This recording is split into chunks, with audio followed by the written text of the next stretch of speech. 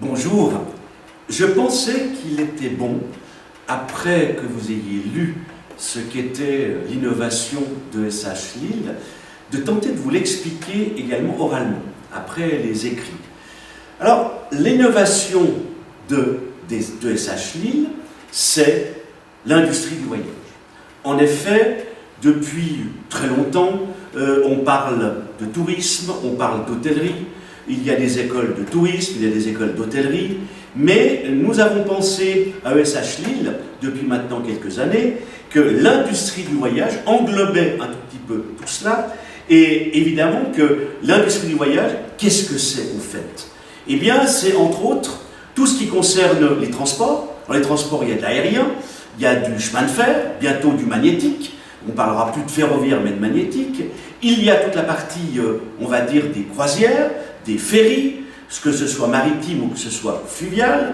Ensuite, toute la partie de l'hôtellerie, de la para-hôtellerie. Il n'est pas impensable de penser que les hôteliers auront demain de la concurrence avec ce que l'on appelle la para-hôtellerie, des gens comme Airbnb, ce genre de nouveaux principes, on va dire, d'hébergement vont certainement faire fureur dans les prochaines années, et je pense qu'il est bon de les confronter un tout petit peu à l'hôtellerie, la production, tout ce que l'on appelle les tours opérateurs, la distribution, tout ensuite ce qui concerne l'indirect et l'induit, on peut parler des casinos, on peut parler de plein d'excursions, de musées, de tours de ville.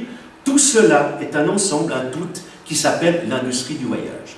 Et bien depuis des années, on apprend le tourisme, c'est-à-dire, je rappelle quand même que le tourisme, c'est ce que l'on appelle le voyage de loisirs, déplacement de loisirs. On ne parle pas là d'affaires, on ne parle pas là de privé, on ne parle pas là de tout le reste. On parle uniquement de tourisme. Et puis l'hôtellerie, tout le monde sait ce que c'est que l'hôtellerie. L'hôtellerie, c'est une partie aujourd'hui de l'hébergement, puisque je viens de le dire tout à l'heure, l'hébergement, ça n'est pas seulement aujourd'hui que l'hôtellerie, mais c'est effectivement tout ce que l'on concerne, tout ce que l'on dit être la para-hôtellerie, et ça, je crois que c'est aussi important. Maintenant, il est évident que si l'on apprend l'industrie du voyage, eh bien c'est une transversalité. En effet, c'est une transversalité qui va, par exemple, d'un client qui va prendre l'avion, qui ensuite va prendre un chemin de fer, qui ensuite peut-être va louer une voiture, qui ensuite va aller dans un hôtel ou dans un logement autre que l'hôtellerie. Évidemment, tout cela, c'est de l'industrie du voyage, et il faut savoir comment demain les gens vont travailler dans cette transversalité qui va d'une agence de voyage à un tour opérateur, qui va d'un tour opérateur à une compagnie aérienne, qui va d'une compagnie aérienne à une compagnie de chemin de fer ou de location de voiture. Tout cela s'appelle l'industrie du voyage, et cette transversalité va permettre aux étudiants, c'est ce que nous défendons, c'est ce que nous préconisons, c'est ce qui existe depuis maintenant plus de 3 ans à ESH Lille, à savoir cette étude de la transversalité pour permettre à un étudiant, non pas seulement de travailler dans l'hôtellerie, non pas seulement de travailler dans le tourisme, mais de travailler dans toute cette industrie du voyage qui se veut être totalement transversale. Je pense qu'il était utile de le préciser pour que vous compreniez un tout petit peu ce qu'est l'innovation principale aujourd'hui de ESH Lille. Ensuite, bien sûr, cette transversalité, il va falloir la mettre en musique. Et cette transversalité, pour la mettre en musique, nous avons décidé de mettre en place un institut de recherche européen qui va discuter de tous les problèmes européens de l'industrie du voyage. Comment, par exemple, faire le développement d'une compagnie aérienne comme Air France en Europe? Comment, par exemple, faire une relation entre l'hôtellerie, les chaînes d'hôtellerie européennes et, par exemple, le chemin de fer, etc.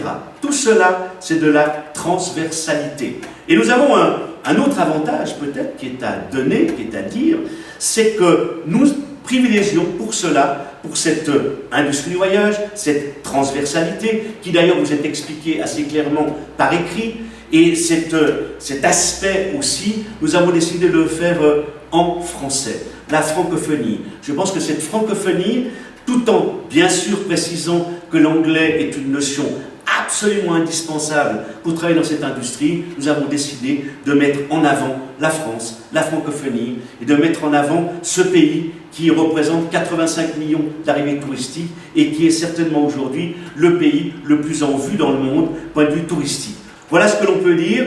Vous trouverez bien sûr toutes les informations sur le document écrit que nous vous remettons, qui vous précise que industrie du voyage, transversalité, institut de recherche, francophonie, ce sont là des éléments qui nous paraissent indispensables dans cette innovation. Merci. J'ai justement deux étudiantes avec moi, enfin une ancienne étudiante, puisqu'elle a terminé maintenant, et une étudiante actuelle. Et j'avais quelques petites questions à leur poser, conversation tout à fait libre et ouverte, pour savoir un petit peu ce que vous pensez, vous, de ESH. Si vraiment on est aussi innovant que j'ai l'air de le dire. Et je pense que ça serait intéressant un petit peu d'avoir votre feeling, votre petit sentiment par rapport à cela. Alors, j'aurais une question un peu générale à poser aux deux. Cette question générale serait de savoir, est-ce que vous pensez que vraiment ESH Lille, par rapport à ce que j'ai dit tout à l'heure dans les innovations, notamment la transversalité, notamment l'histoire de la francophonie, notamment l'histoire de l'industrie du voyage surtout, qu'est-ce que vous pourriez donner comme sentiment par rapport à cela? Chercher une formation justement qui soit assez généraliste et qui reprend tout ce qui existe dans l'industrie du voyage. Et c'est pour ça que j'étais intéressée par cette formation que j'ai suivie. Parce que justement, étant issue d'un milieu très scientifique, auparavant j'ai fait une école d'ingénieur, donc il y a plein de choses que je ne connaissais pas, que ce soit du voyage, l'hôtellerie, les théos, rien que le vocabulaire, et puis d'autres choses qui sont le marketing. Et j'ai trouvé dans cette formation très généraliste et assez pointue, parce qu'il y a toutes les spécificités liées à l'industrie du voyage qui m'ont servi et qui m'ont appris énormément de choses que je ne connaissais pas auparavant. Joséphine, un avis, un sentiment? Oui, tout à fait. Moi, j'ai fait un cursus hôtelier, mais c'est vrai que le fait d'avoir une globalité au niveau de l'industrie du voyage m'a apporté beaucoup, parce que je ne voulais pas me spécialiser, par exemple, soit dans l'industrie du luxe ou des choses comme ça, et les formations aujourd'hui proposent vraiment que des spécialisations dans le monde de l'industrie du voyage et pas un enseignement global avec des profils différents, tant enseignants, et je trouve ça très enrichissant. Donc une plus-value. Tout à fait. À titre d'anecdote, je ne connaissais rien au monde de l'hôtellerie, et grâce à cette formation, j'ai suivi les modules qu'on avait. J'étais intéressée parce que c'était des choses que je ne connaissais pas. Par ailleurs, ce qui était très intéressant, c'est qu'on avait des intervenants qui étaient des professionnels, donc ils parlaient de leur quotidien, et ils avaient une connaissance vraiment très actuelle et ils étaient très au fait. Et puis voilà, au bout de 2 ans, j'ai été amenée à faire des missions d'audit dans l'hôtellerie. Donc j'étais très contente d'avoir suivi ces modules où j'avais des notions plutôt que d'arriver.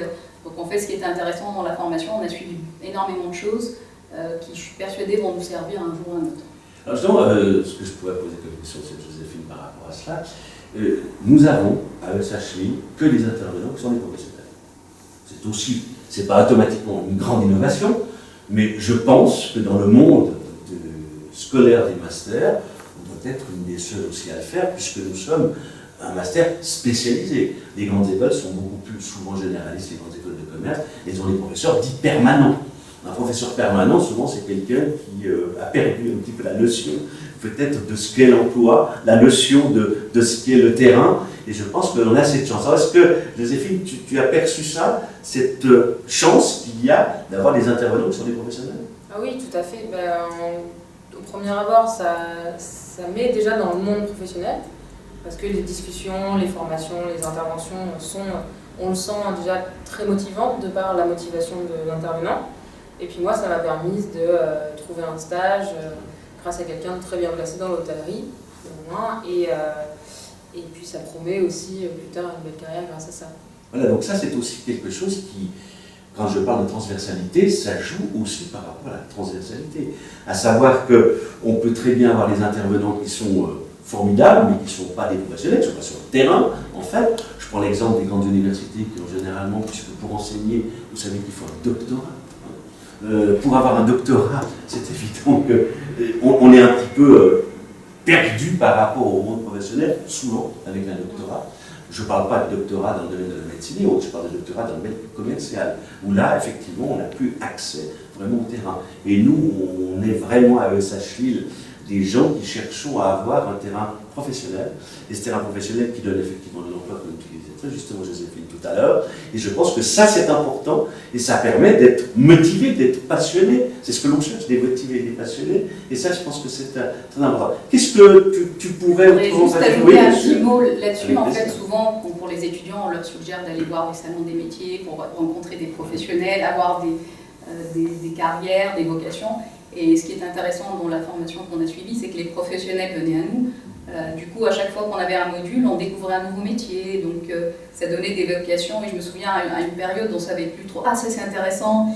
Et donc, ça c'était vraiment intéressant parce qu'on a évolué au fur et à mesure. Et puis, on découvrait des nouveaux métiers. Et puis, les personnes étaient passionnées. Donc, ça donnait envie.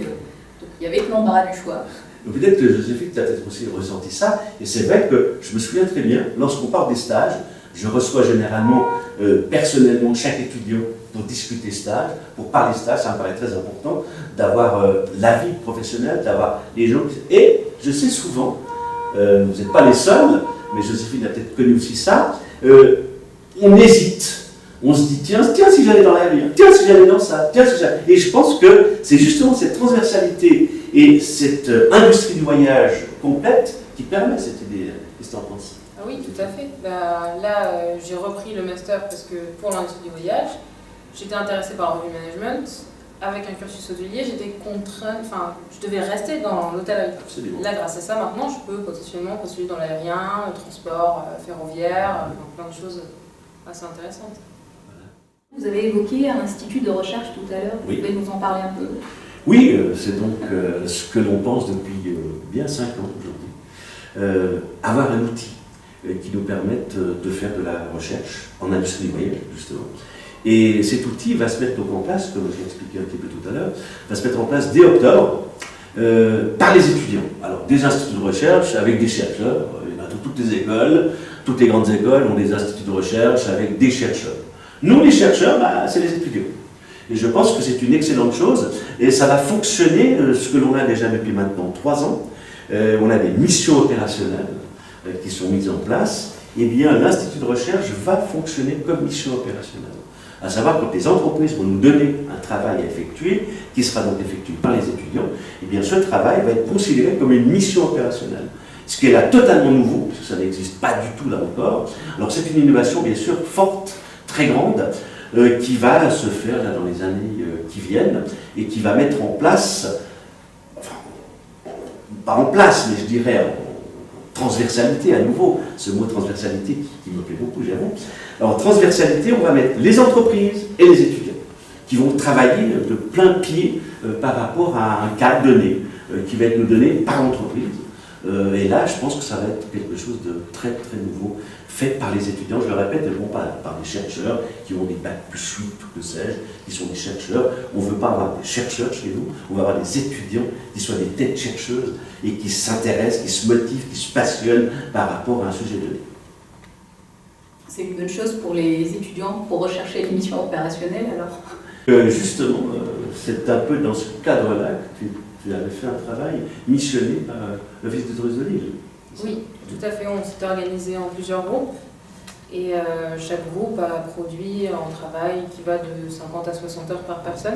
Donc nous, on était un cas où on était 4 et on avait une problématique et on était directement en relation avec la directrice marketing de l'Office du tourisme de Lille et c'était très intéressant parce que autant on a eu un travail d'équipe, donc on a dû se construire une équipe et essayer à travers les cours de reprendre tous nos notes, essayer de tout synthétiser, essayer de se voir aussi, trouver du temps et partager les tâches. Donc c'était vraiment un gros challenge et on était très contents de le rendre. Ça nous a pris en temps un peu plus de 3 mois, mais très belle expérience et puis on a gardé des très bons contacts aussi avec l'Office du tourisme de Lille.